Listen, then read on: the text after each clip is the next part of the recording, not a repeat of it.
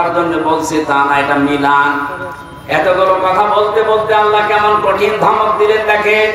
ও তার নিজের সন্তান, স্ত্রী, বন্ধু বান্ধব, ভাই, দলের লোক, গোষ্ঠীর লোক, দুনিয়ার সব সম্পদ দিতে রাজি আছে যে শুধু মুক্তিপণ হিসাবে দিলাম, আমাকে মুক্তি দেন। আল্লাহ ধমক দিয়ে বলবেন কাল্লা, কখনোই না, ইন্নাহা লাযা, তোকে আমি লাজাই দেব। এখানে একটা শিক্ষা পাবেন, শুনতেছে? শিক্ষাটা কি? ইন্নাহা লাযা, তোকে আমি লাজাই দেব। লাজা কি? জাহান্নামের একটা দরজার নাম। যে 7টা দরজা আল্লাহ বানিয়েছেন জাহান্নামের, হুতামা, হাবিয়া, জাহিম, জাহান্নাম, সাকার। এই যে লাজা, এটা একটা ভয়ঙ্কর দরজা। আল্লাহ বলেন নাযাআতাল লিশাওয়া, এই দরজা দিয়ে প্রবেশ করার সঙ্গে সঙ্গে মানুষের চামড়া খসে পড়ে যাবে।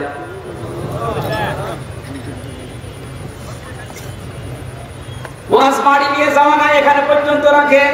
বলেন তো এরকম কি ঘর দুনিয়ায় আছে যেখানে গেলে আগে চামড়া খসে যায়? আমি এখনো পাইনি। মাটির নিচে যতগুলো ঘর দেখেছিলাম, হ্যাঁ শাস্তি আছে, কিন্তু ঢোকালে চামড়া খসে যায়, আমি পাইনি, দেখিও নি। আল্লাহ এমন ঘরের পরিচয় দিচ্ছেন লাজা, এখানে গেলে আগে চামড়া খুলে যায়। তাহলে ঘরটা ভয়ঙ্কর। কথা বলেন না কেন? এই পৃথিবীর জমিনের সবচেয়ে ভয়ঙ্কর ঘরের নাম হচ্ছে আয়না ঘর। কথা বলেন না কেন? আর আল্লাহ বলেন লাজা এত ভয়ঙ্কর, এখানে গেলে আগে চামড়া খসে পুরা চামড়াহীন হয়ে যাবে। নাযাআতাল লিশাওয়া, কাদেরকে ঘরের ভেতরে দেব? চামড়া খসাতে জানো। দেখেন তো আপনার মিলে কিনা। তাদউ মান আদবারা ওয়া তাওয়াল্লা, এই ঘরের দরজা নাম ধরে ধরে তাদেরকে শুধু ডাকতে থাকবে যারা ইসলামের কথা শোনার পরে, সঠিক কথাগুলো শোনার পরে মুখ ফিরিয়ে নিত এবং টান করে অহংকার করে চলে যেত। আমার মনে হয় বাংলাদেশে এখন এই চরিত্রের মানুষ আছে। চোখে আঙ্গুল দিয়ে দেখিয়ে দেবে এটা সঠিক পথ, কোরআনের পথ। আল্লাহর নাম নিয়ে বলা হয়, রাসূলের হাদিস দিয়ে বলা হয়, এরপরও এমন টান করে মুখ ফিরিয়ে অহংকার করে চলে যাচ্ছেন। এর পরবর্তীতে আরো খারাপ কথা দিয়েছেন আল্লাহ, ওয়া জামাআ ফাআওয়া, এই লাজা নামক জাহান্নাম তাদেরকে ডাকবে যে মানুষগুলো সম্পদ আদি শুধু জমা করেছিল, পঞ্জীবিত করেছিল আর মনে করেছিল এটা আমার কাছে থাকবে। এই সালেমরা যেটা মনে করেছিল। আমার তো মনে হয় কোরআনের সূরা মারিজের এই আয়াতগুলো পড়লে জালেমদের সাথে খাপের খাপ, মুমতাজের বাপ এটা যাচ্ছে না? এগুলো কি 9:30 পর্যন্ত কি করেছে? আমার আয়াত কেমন শুরু হচ্ছে, এখন আদায় করা এই তো মাহফিলে আসতে চায় না, আদায় করা মাহফিলে নিয়ে আসবেন না, এগুলো আগে থেকে করে নেব। তাফসীর করতে লিখে দিয়েছেন, আমি তা শেষ করবো তো আয়াতগুলো, নাকি আগে এটা করে নেব? শেষ করে আমার থাকবেন তো নাকি টাকা কথা তোলা কথা দবা দেওয়া তো চলে যাবে না? 5-7 মিনিট না, 4 মিনিট সময় দিলাম, 4 মিনিট। যারা যাচ্ছে যা আছে সব আগে দিয়ে দিন, এরপরে শব্দে দাও বাবা, তাড়াতাড়ি করে। আরে হুসাইন কই তো, হুসাইন কই? এই কালেকশনে মাহফিল নিয়েছে, ও কালেকশন করতে পারে না? এটা তো আমি জানি না, তো আমার জোর করে চাবি দিতে হবে। আবার দিবেন লাগা গানা ভাষা তোমরা যা করে দিলাম, দাম তো আমার শুরু করতে তো 9:45 বেজে গেছে। সুবহানাল্লাহ। যারা আছে যে ব্যাগ নিয়ে আপনি একটু দয়া করে 4 মিনিট সময় দিচ্ছি, এখন বাজে 49 বাজে 56 আগে শেষ করা লাগবে, তাড়াতাড়ি করে। সুবহানাল্লাহ। এই বসো, বসে দাও, বসে বাজে কোথা আছে এটা? যাই না হ্যাঁ আদায় করবে। সুবহানাল্লাহ আলহামদুলিল্লাহ লা ইলাহা ইল্লাল্লাহ, সুবহানাল্লাহ আলহামদুলিল্লাহ লা ইলাহা ইল্লাল্লাহ, লা ইলাহা ইল্লাল্লাহ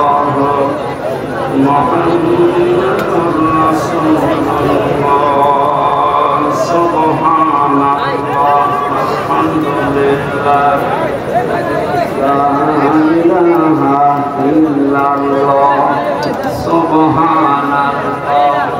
আপনারা বসেন ভাই, যারা দিতে চায় দিতে থাক, আপনারা বসেন। আপনার টাকা যদি কোরআন প্রসারে যদি খরচ না হয় তো কোথায় খরচ করবেন আপনি বলেন? যা খাচ্ছেন ওগুলো পায়খানা করে নষ্ট করছে, আর এইটা জান্নাতে আপনার বিল্ডিং তৈরি হবে।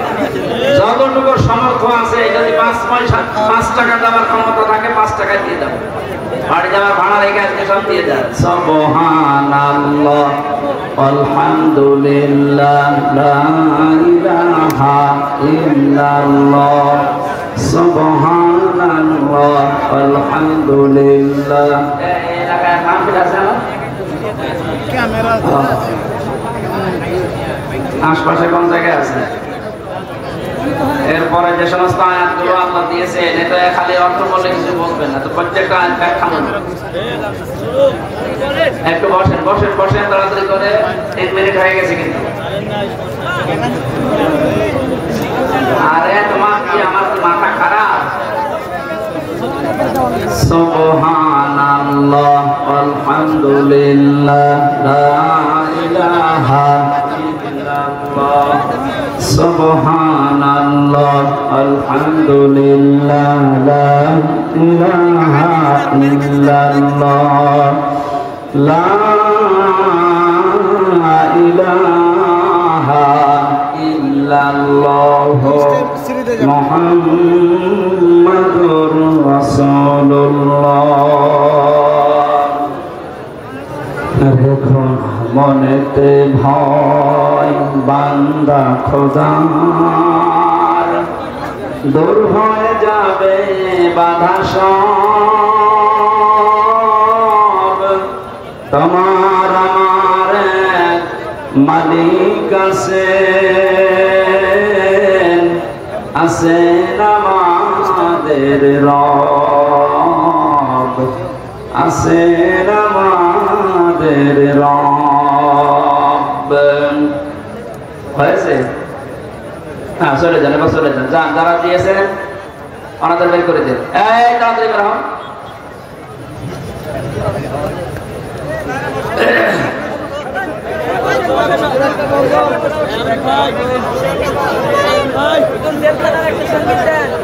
اللهم صل على محمد وآله وصحبه وبارك وسلم. বসেন বসেন, তাড়াতাড়ি বসেন।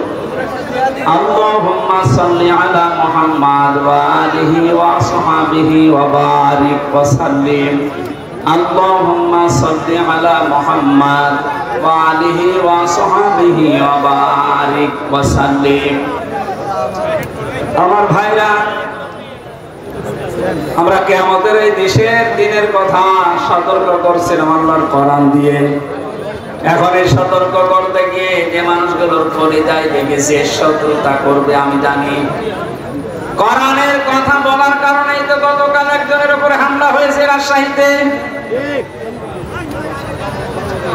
সাপাহার কোন অপরাধে আপনি তার জীবনটা এভাবে নষ্ট করে দিলেন? সতর্ক করছি এই কারণে, ওয়ামা সাবাকুম মিন মুসিবাতিন ফাবিইযনিল্লাহ।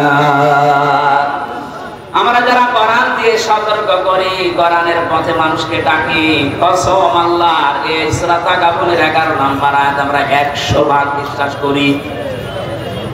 কান খাড়া করে শোনেন, এই পৃথিবীর জালেম এবং মুনাফিকেরা আপনারা যতই ষড়যন্ত্র করেন, আমরা বিশ্বাস করে নিয়েছি যে মুসিবত, যে বিপদ আপদ, এগুলো সব আল্লাহ আগেই লিখে রেখেছেন, এই কারণে আসতেছে। যেহেতু দুনিয়া আমাদের শেষ না, আমাদের আরেকটা টার্গেট আছে, আখিরাত। কি বললাম? ইয়াউমা ইয়াজমাউকুম লিয়াউমিল জামি'i যালিকা ইয়াউমুত তাগাবুন। আল্লাহ পাক বলেন এরপরে যে জগৎ শুরু হবে কিয়ামতের, এই জগতে আসল হার জিত আরম্ভ হবে। সুতরাং আমরা ওই হার জিত চাই যেখানে সফল হলে আসল সফলতা, যেখানে বিফল হলে আসল বিফলতা। এজন্য আমরা সফল হওয়ার জন্য এই পথে এসেছি। সতর্ক করছি কোরআন দিয়ে। আপনি যদি উল্টা পাল্টা ধারণা আমার প্রতি রাখেন যে এর ক্ষতি করব, আমি বিশ্বাস করে নিয়েছি এইটাও লেখা ছিল। কথা বলেন না কেন? কোরআনে কারিমে সূরা হাদীদের ভেতরে আছে আল্লাহ রাব্বুল আলামিন বলেন মা আসাবা মিন মুসিবাতিন ফিল আরদি ওয়ালা ফি আনফুসিকুম ইল্লা ফি কিতাবিন মিন ক্বাবলি আন নাবরাহা ইন্না যালিকা আলাল্লাহি ইয়াসির। এই ভালো করে মিলাবেন। আমি যখনই কোরআন পড়ি আয়াতের ব্যাখ্যায় দেয় তখন দেখি আমার মনে হয় ১৫০০ বছর আগে না এই মাত্র বাংলাদেশ দেখে আল্লাহ আয়াতটা নাযিল করল। আপনি মিলান তো দেখি মা আসাবাকুম মিন মুসিবাতিন ফিল আরদি, যে সমস্ত মুসিবত বিপদ আপদ আনন্দের বিষয় চাই বলেন দুনিয়াতে আসে তোমাদের উপরে আসে, এগুলো সব আমি আগে থেকে আমার কিতাবে লিপিবদ্ধ করে রেখেছি। আর এটা আমি আল্লাহর জন্য একেবারে সহজ। এই জন্য মুমিনদের জীবনে যদি বিপদ আসে, যদি ধৈর্য ধারণ করতে পারে আখিরাতে তার পুঁজি তৈরি হয়, আর এই ধৈর্যের কারণে তার জীবনের অপরাধগুলো আল্লাহ মাফ করে দেয়। কিন্তু এই বিপদ আপদের কারণে তৈরি হয় এই জালেমগুলোর দুইটা ক্ষতি। এক নম্বর, ওদের দুনিয়ার জীবনে ধ্বংস ছাড়া আর কিছু নেই। কারণ জালেমদের জন্য আমি ওই দিন বলেছিলাম যে বরদোয়া, জালেমদের জন্য মামলা দায়ের করবে সরাসরি আল্লাহ। এই বাংলাদেশে চলো জালেম ছিলেন, আপনি নিজে তো জানেন যে আপনি জালেম কিনা। আপনি জালেম যারা ছিল তারা আল্লাহর মামলার আসামি। আল্লাহর মামলার আসামিদের দুনিয়া আখিরাত তো শেষই। কথা বলেন না কেন? এই জন্য আমরা যারা বিপদে পড়ি আমাদের কোনো আফসোস নেই, জানি এগুলো কিতাবে লেখা আছে, হবে এটা। দুইটা উপকার আমাদের জন্য। আমরা যদি কোনো নিয়ামত পাই একেবারে আনন্দে আত্মহারা হয়ে উল্টা পাল্টা কাজে আমরা জড়িয়ে পড়ি না। আজ দুনিয়াদার যারা দেখতে পেলাম এই 5 তারিখ থেকে 31 তারিখ পর্যন্ত আখিরাতের টার্গেট যাদের নেই, কিতাবে যাদের বিশ্বাস নেই, এই মানুষগুলো 5 তারিখ থেকে 31 তারিখ পর্যন্ত বিজয় একটা পাওয়ার পর পরে তারা লুটপাট আরম্ভ করে দিয়েছে। তাদের পূর্বের চরিত্র আবার মনে হচ্ছে ফিরে এসেছে। কোরআনে কারীম জানাচ্ছে লিকাইলা তাসাউ আলা মা ফাতাকুম ওয়ালা তাফরাহু বিমা আতাকুম আল্লাহু লা ইউহিব্বু কুল্লা মুখতালিন ফাখুর। আমি তোমাদের উপরে বিপদ দেই এই কারণে, আনন্দ দেই এই কারণে যে বেশি নিয়ামত পাওয়ার পরে আবার এরকম মনে করবা না যে যা আর দুনিয়ায় চিন্তা নেই, যা পাবো তাই খাবো না। আবার বিপদে পড়লে হায় হতাশ করবা না। বেশি আনন্দিত হওয়া যাবে না, আবার দুঃখে মন ভারাক্রান্ত করে থাকা যাবে না। মুমিন যারা তাদেরকে কোনোদিন হতাশা পেড়ে বসে না। মুমিন যারা, যাদের ভেতরে আল্লাহর পরকালের বিশ্বাস আছে, ওরা সব সময় এক। এর বাস্তবতা আপনি এখন লক্ষ্য করছেন আমিরে জামাতের কথায়, তার অ্যাক্টিভিটিস। আপনি দেখতে পাচ্ছেন না লোকটা বিপদেও যেরকম ছিল এই আনন্দেও সেরকমই আছে। 5 থেকে 31 তারিখ পর্যন্ত এই 25 দিনের ভেতরে তার মুখে একবারও শুনেছেন যে এত অত্যাচারিত হয়েছে, এবং ঠিক ওই রকম করে আপনারা শুরু করেন বলেছে একবার?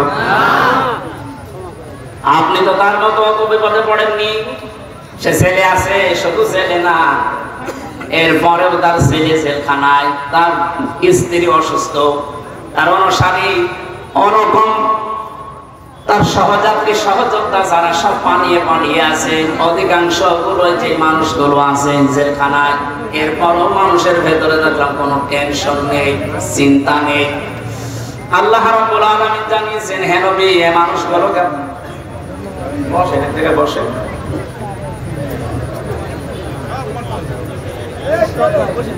কোন নিয়ামত পাওয়ার পরে যেন আমরা একেবারে আনন্দে আত্মহারা হয়ে কোন মানুষের উপরে জুলুম অত্যাচার নির্যাতন না করি, সে কথা আল্লাহ এই আয়াতের ভেতরে জানিয়েছেন।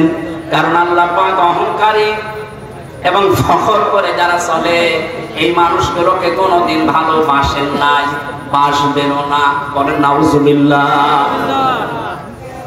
আমি সেদিন মালদায় বলেছিলাম, ওই ময়দানে ভালো করে শুনলেন, পৃথিবীর ময়দানে সবচাইতে আমার কাছে ভয়ঙ্কর আয়াতে 6666টি আয়াতের ভেতরে এইটা মনে হয় সূরা শূরার এই 42 নম্বর আয়াতটা।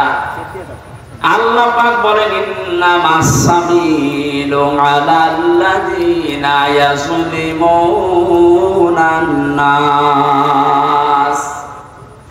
অবশ্যই আমি আল্লাহ মামলা দায়ের করব, আমি নিজে অভিযোগ গঠন করব তাদের বিরুদ্ধে। দুনিয়ায় মানুষ হয়ে যারা মানুষের উপরে জুলুম করেছো, একটা পড়ার পরে আমি নিজের সাথে বাস্তবতার সাথে মিলিয়ে দেখি এই বাংলায় হাজার হাজার লক্ষ মানুষ আল্লাহর মামলার আসামি। আমরা নিজেদের নফসের উপরে জুলুম করছি, পরিবারের উপরে জুলুম করছি, প্রতিবেশীর উপরে জুলুম করছি, রাষ্ট্রের উপরে জুলুম করছি, জনগণের উপরে জুলুম করছি। যে কোনো দিক থেকে আমি জালেমের কাতারে পড়ে যাচ্ছি। আর জালেম যে তার বিরুদ্ধে মামলা দেবে ওসি সাহেব কে? আল্লাহ। আপনি বলেন তো কত বড় শক্ত কথা এটা, আল্লাহর মামলার আসামি আপনি। পুলিশের কাছে বাধা দেন, পুলিশ বাদী কেস হবে। রাষ্ট্রের কাছে বাধা দেন, রাষ্ট্র বিরোধী মামলা হবে। আর যারা জালেম তারা আল্লাহ বিরোধী মামলার আসামি। একটা যেহেতু বিশ্বাস করি 100 ভাগের জন্য ভয়ে থাকি, না জানি আমি আবার নিজে আল্লাহর মামলার আসামি হয়ে যাচ্ছি না তো। কারণ নফসের উপরে তো জুলুম হয়ে যায় মাঝে মাঝে। এটা না হলে পরিবারের উপরে হয়, এটা না হলে রাষ্ট্রের উপরে হয়, জনগণের উপরে হয়। যে কোনো সাইডে আমি যেন কোনো জুলুমের সাথে সংমিশ্রণ করে না ফেলি, এটা আল্লাহর কাছে সবচাইতে বড় ঘৃণার বিষয়। দুনিয়ায় যত কিছু আল্লাহ ঘৃণা করেন তার ভিতরে 1 নম্বরে জুলুমটা। এত কঠিন ভয়ঙ্কর কথা আয়াতের ব্যাখ্যায় হাদিসে এসেছে, আয-যুলুমু যুলুমাতুন ইয়াউমাল কিয়ামাহ। কিয়ামতের জুলুম এত অন্ধকার হয়ে মানুষকে ঘিরে রাখবে, নিজের চামড়া পর্যন্ত দেখতে পাবে না। আমার তো মনে হয় আমাদের অনেকের জীবনে এরকম অবস্থা আসতেছে। এখন আমরা সতর্ক হব, জীবন চলে যাক, আমার দ্বারা কেউ যেন জুলুমের শিকার না হয়। আজ নিয়ামত পেয়ে অনেকে এখন 5 তারিখ থেকে 31 তারিখ পর্যন্ত জরিপ বের হচ্ছে, কত মানুষ লুটপাট আরম্ভ করেছে একেবারে নিজের বাবার সম্পত্তি মনে করে। জানেন যারা তারা অবৈধ ইনকাম করেছে তার হিসাব তার দেওয়া লাগবে আল্লাহর কাছে। আপনি নিজে জুলুম করে তার সম্পদগুলো উল্টাপাল্টা তছনছ করে নিজেও আল্লাহর মামলার আসামি হয়ে যাচ্ছেন। আপনি থামেন। আপনাকে আমি থামার জন্য বলছি, নিজের জীবন আখেরাত দুনিয়া আখেরাত ধ্বংস করে দেবেন না। রব্বুল আলামিন বলেন 2 নাম্বার আমি তাদের বিরুদ্ধে মামলা দায়ের করব, কেস করব, অভিযোগ গঠন করব। ওয়ায়াবগুনা ফিল আরদি বিগাইরিল হক। এই পৃথিবী শান্ত হয়ে যাওয়ার পরে যারা অশান্তি করার জন্য মাঝে মাঝে এই দুনিয়া বিশৃঙ্খল পরিবেশ তৈরি করার জন্য চেষ্টা চালায়। কথা বুঝতেছেন? দুনিয়া শান্ত হয়ে যাওয়ার পরে যেন অশান্ত করার জন্য চেষ্টা চালাবেন না। তাদের জন্য যন্ত্রণাদায়ক শাস্তি আমি এই দুনিয়ায় আর মরণের পরে রেডি করে রাখলাম। তার মানে শাস্তি রেডি আছে। এই 2টা অপরাধে আমরা যেন না ছড়িয়ে পড়ি। আল্লাহ বলেন আমিন। কোরআনে কারিমের আয়াত দিয়ে যে সতর্কবাণী আল্লাহ উচ্চারণ করেছিলেন যে কিয়ামতের এই দৃশ্যের কথা আপনি মানুষদেরকে শোনাবেন, যাদের ভেতরে জবাব দিতে হবে টেন্ডেন্সি আছে। হে নবী আপনি দেখবেন এই মানুষগুলো এমনিতেই পরিবর্তন হয়ে যাচ্ছে। আর যাদের ভেতরে বিশ্বাস নেই যে না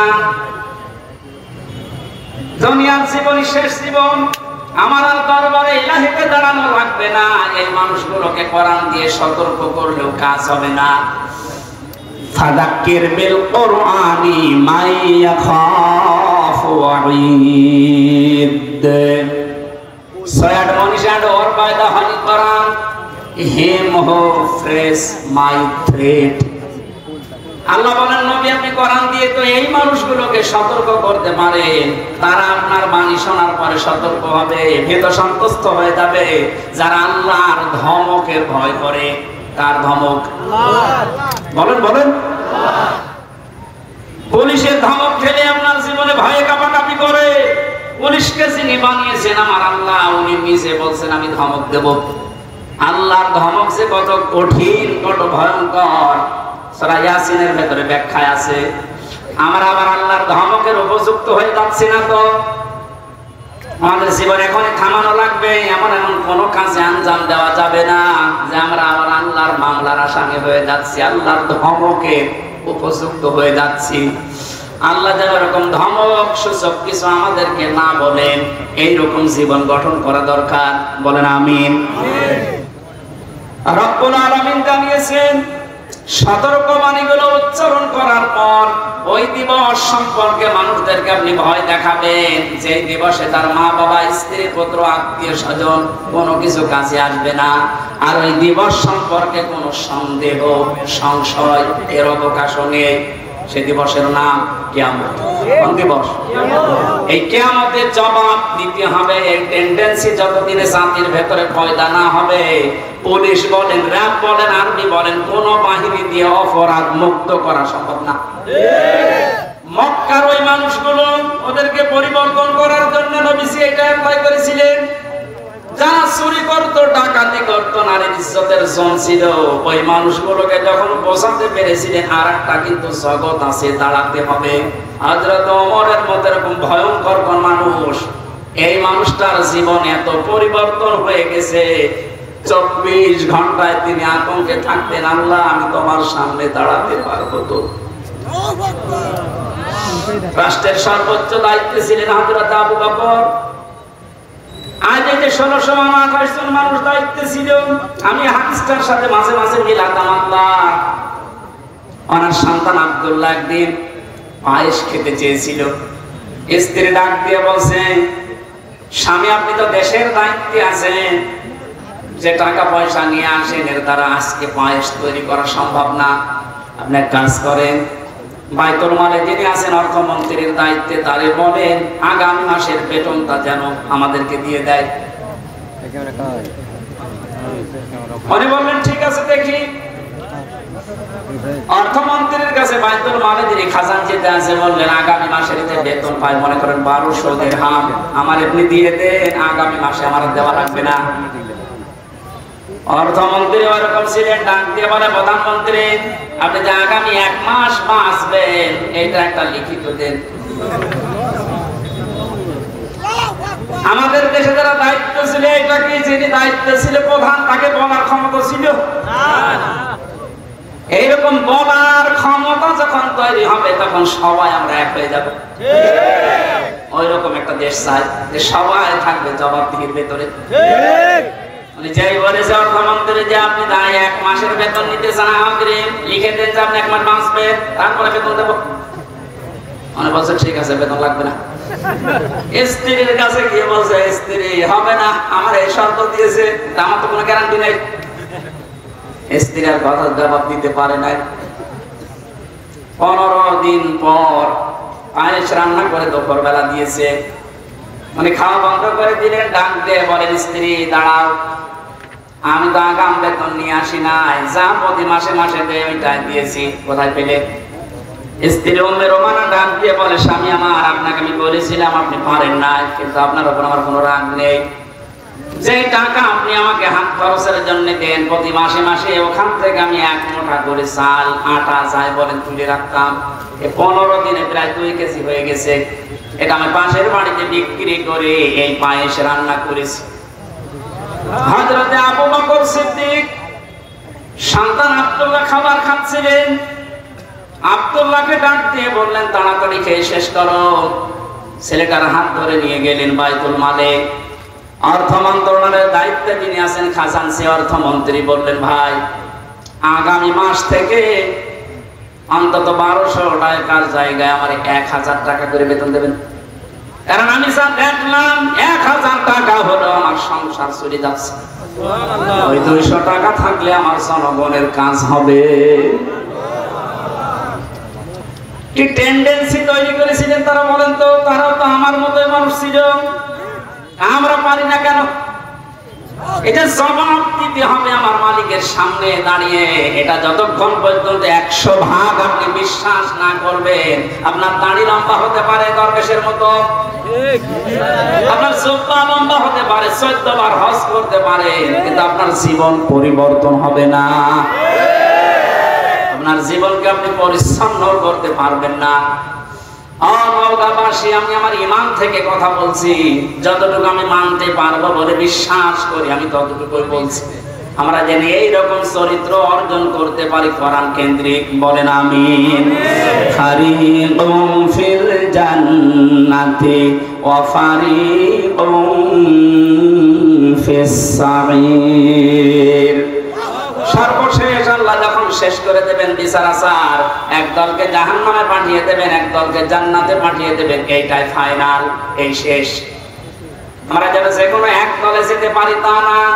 এই যে ফারিকুম ফিল জান্নাহ, আল্লাহর বানানো যে বাগান জান্নাত, এটাই আমার জীবনের আসল টার্গেট বানানো দরকার। এখানে না যাওয়া পর্যন্ত আমার কোনো বিশ্রাম নেই, কারণ আসল জীবনের সফলতা কিন্তু এই বাগানটা। ফামান সুহসিহা আনিন নার ওয়া উদখিলাল জান্নাতা ফাকাদ ফাজ। আল্লাহ বলেন ওই লোকটার জীবন তো সফল, যাকে বিচার আচার করার পরে আমি আল্লাহ জাহান্নাম থেকে মুক্তি দিয়ে জান্নাতি বলে ঘোষণা দিয়ে দেব, এই লোকটা সফল। সুতরাং ওই জায়গায় পৌঁছানোর আগে আমাদের জীবনের আসল ফাইনাল খেলা নেই, ওইটাই আসল ফাইনাল খেলা। চূড়ান্ত ওই খেলায় যেন আমরা জিততে পারি।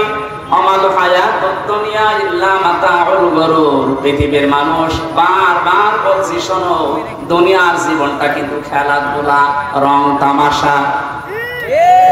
আল্লাহ আমাদেরকে বোঝার তৌফিক দিন, আমিন। বারাকাল্লাহু লানা ওয়া লাকুম ফিল কোরআনিল আযীম। আল্লাহুম্মা আমিন।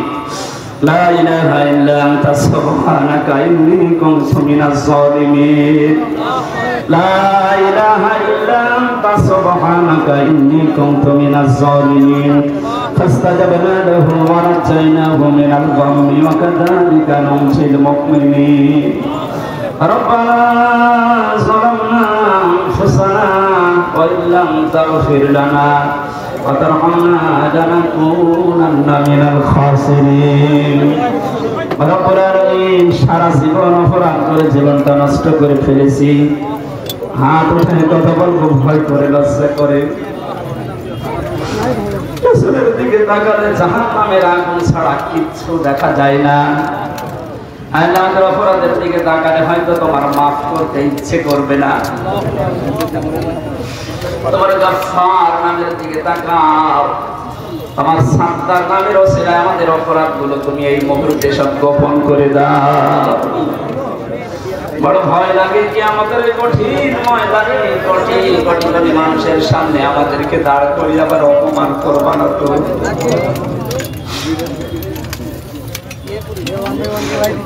মাথা নিচু করেন, চক্ষু বন্ধ করেন। আদালতে দাঁড়িয়ে 25-30 জন মানুষের সামনে লজ্জাবোধ গর্দনি থেকে, তারপর অপরাধ না করার কারণে, অপরাধ না করেও দুনিয়ার মানুষের আদালতে মাত্র 25-30-40 জন মানুষের সামনে নিজেকে বড় অসহায়, ঘৃণিত, লজ্জিত মনে হতো। কিয়ামত 100% আমরা বিশ্বাস করি দাঁড়াতে হবে তোমার সামনে, কোটি কোটি মানুষের সামনে। আমাদের অপরাধের ফেরেশতা তুলে ধরে যেন অপমান করো না। আমার সাত্তার নামের খাতিরে আল্লাহ সবার অপরাধগুলো তুমি গোপন করে দাও। আমিন। এই রবিন এই পাশে এই মাহফিলের আয়োজন করতে গিয়ে যারা শ্রম দিয়েছে এদের শ্রম ইজ্জতে মঞ্জুর করো। আল্লাহ তাআলা মা বোনদেরকে মঞ্জুর করো, তাদের রোগ শোক থেকে বাঁচাও। আল্লাহ তাআলা মানুষের প্রশাসনের, বিশেষ করে পুলিশ ভাইদের উপরে অনেক মানুষের রাগ এখনো যায়নি। যে দুষ্ট মানুষগুলোর কারণে এই মানুষগুলোর উপরে এখনো মানুষের ধারণা খারাপ হয়ে আছে। দুষ্ট মানুষদেরকে তুমি শাস্তিতে নিয়ে যাও। বাংলার প্রশাসন যারা আল্লাহ স্বাভাবিক অবস্থায় আবার ফিরিয়ে দাও।